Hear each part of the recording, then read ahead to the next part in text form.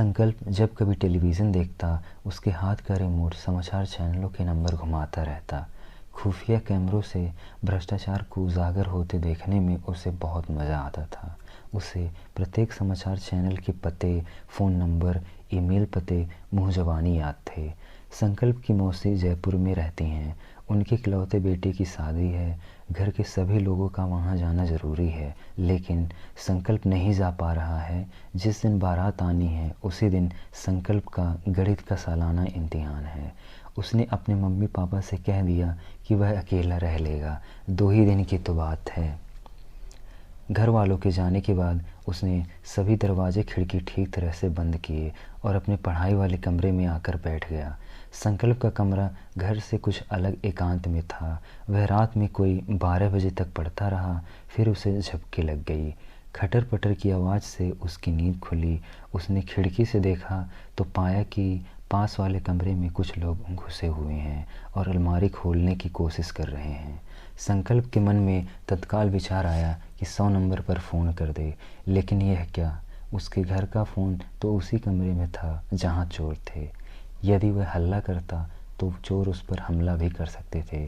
तभी उसे अपने टेलीविज़न के समाचार चैनल वाले ज्ञान की याद आई। उसका कंप्यूटर तो खुला हुआ ही था। उसने तत्काल एक ईमेल टाइप किया। मैं एक 14 साल का बच्चा हूँ और इस समय घर पर अकेला हूँ। मेरे घर में चोर घुस आए हैं। फ़ोन कर नहीं सकता, हल्ला मचा नहीं सकता। यदि आप मेरी मदद करें और पुलिस को सूचित करें तो कृपा होगी। मेरा पता है B458 एकता गार्डन। संकल्प ने यह ईमेल सभी समाचार पत्रों को भेज दिया। उसे किसी सहायता का इंतज़ार था। धीरे धीरे काफ़ी समय बीत गया, लेकिन कोई भी मदद के लिए नहीं आया। संकल्प अब परेशान होने लगा था। उसे सबसे बड़ा डर इस बात का था कि चोर कहीं उसके कमरे में ना आ जाएं। मतलब भर का सामान बटोरने के बाद दोनों चोरों ने गठरियाँ बांधी और इत्मीनान से खिड़की के रास्ते घर से बाहर निकलने लगे। संकल्प हाथ मलता रह गया। वह चाह कर भी उन्हें रोक नहीं पाया। उधर संकल्प के मम्मी पापा जहाँ शादी में गए थे, वहाँ कुछ बच्चे देर रात तक टीवी देख रहे थे। अचानक फिल्म रुक गई और टीवी पर उद्घोषक का चेहरा उभरा। उसने दर्शकों को अभिवादन करने के बाद कहा, हमारी कैमरा टीम इस समय एक विशेष अभियान पर है। हम पहले आपको इस अभियान का लाइव टेलीकास्ट अर्थात सीधा प्रसारण दिखाते हैं। फिल्म का शेष भाग उसके बाद दिखाया जाएगा। धन्यवाद। इसी के साथ स्क्रीन पर संकल्प के घर के बाहरी हिस्से का दृश्य उभरा। घर के बाहर हाथ में माइक पकड़े एक संवाददाता खड़ी हुई थी। उसने माइक पर धीमे स्वर में कहा, दोस्तों, आज हम आप लोगों को जो कार्यक्रम दिखाने जा रहे हैं, वैसा कार्यक्रम आज से पहले दुनिया के किसी भी देश में नहीं दिखाया गया होगा। इस समय इस घर के मालिक शहर से बाहर गए हुए हैं और इस घर में इस समय कुछ खास मेहमान बिन बुलाए घुस आए हैं। तो आइए देखते हैं कि हमारी और हमारे साथी न्यूज़ चैनलों की टीमें इन मेहमानों का कैसे स्वागत करती हैं। इतना कहकर वह संवाददाता कैमरे के सामने से हट गई। टीवी पर एक बार फिर संकल्प के घर का दृश्य दिखाई देने लगा।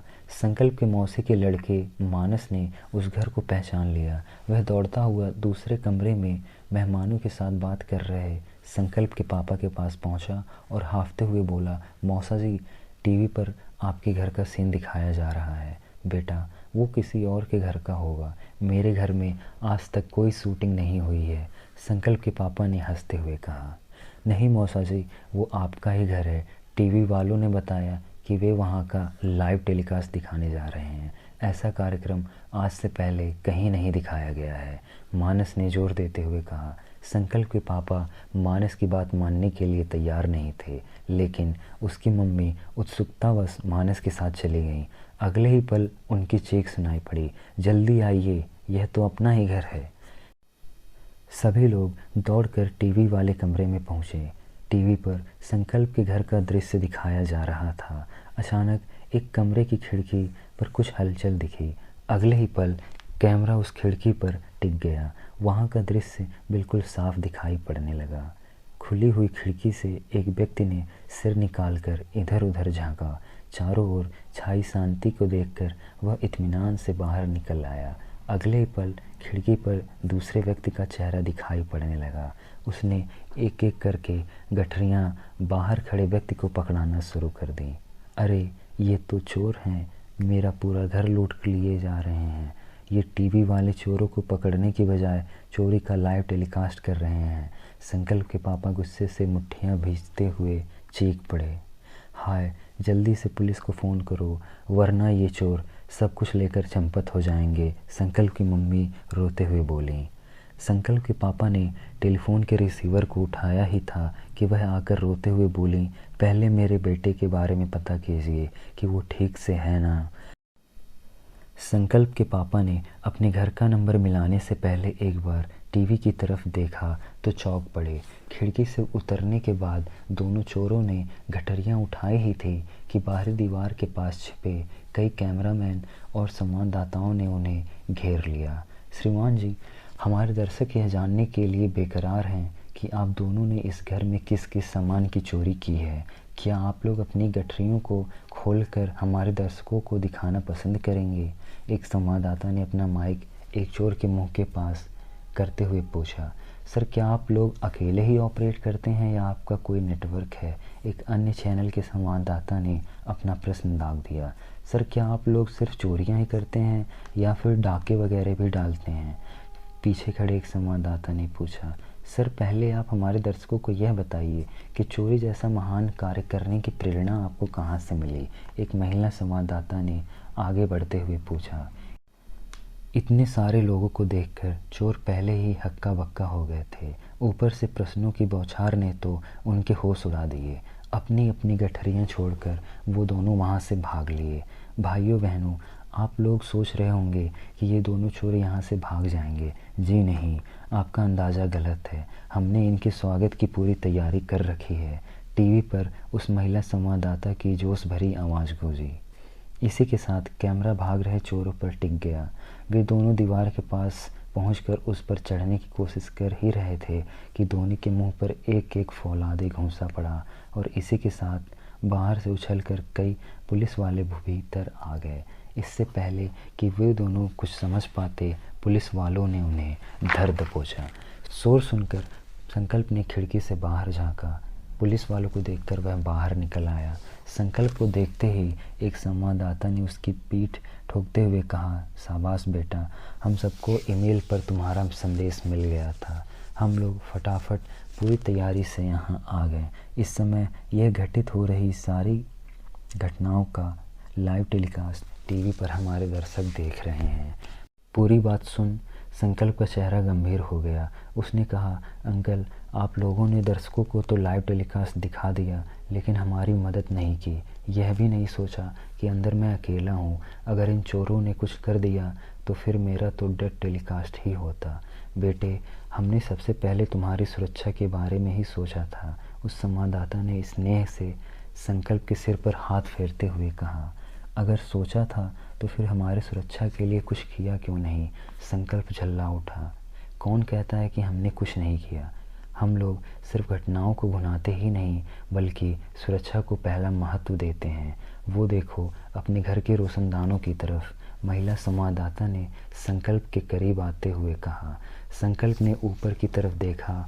हर कमरे के रोशनदान के पास पुलिस के कमांडो अपने हाथ में रिवॉल्वर थामे मुस्तैद खड़े थे। अगर चोरों ने उसके साथ कोई भी हरकत करने की कोशिश की होती तो वे तत्काल उन्हें अपना निशाना बना लेते। यह देख संकल्प ने सभी संवाददाताओं की ओर हाथ जोड़ते हुए कहा, आप लोग मेरा संदेश मिलते ही मदद के लिए चले आए, इसके लिए बहुत बहुत धन्यवाद। बेटे, धन्यवाद हम लोगों को देना चाहिए क्योंकि तुमने आज टीवी की दुनिया को एक नई दिशा दी है। न्यूज़ चैनलों की सहायता से भी चोरों का पकड़ा जा सकता है। आज से पहले किसी ने कभी सोचा भी नहीं था। इस लाइव टेलीकास्ट को इस समय लाखों लोग देख रहे होंगे और करोड़ों लोग कल देखेंगे। अपने सभी दर्शकों से हमारा अनुरोध है कि अगर वे अपने आसपास कोई संदिग्ध घटना देखें तो हमारी वेबसाइट पर अवश्य सूचना भेजें। जनता की सेवा के लिए हमारी वेबसाइट 24 घंटे खुली रहती हैं। नमस्कार, एक वरिष्ठ संवाददाता ने कहा और इसी के साथ टीवी पर दिखाई पड़ने वाले दृश्य गायब हो गए। टीवी पर उद्घोषिका का चेहरा उभरा। उसने मुस्कुराते हुए कहा, दोस्तों, हमें विश्वास है कि आपको हमारा यह लाइव टेलीकास्ट पसंद आया होगा। इस बिल्कुल ही नए तरीके के कार्यक्रम के लिए हम अपने नन्हे दोस्त संकल्प को धन्यवाद देते हैं। और फिर देखते हैं फिल्म का शेष भाग। फिल्म एक बार फिर शुरू हो गई थी। संकल्प के पापा ने संकल्प को फ़ोन मिलाकर बधाई दी, फिर अपने बहादुर बेटे से मिलने कार से उसी समय अपने घर की ओर चल पड़े। धन्यवाद।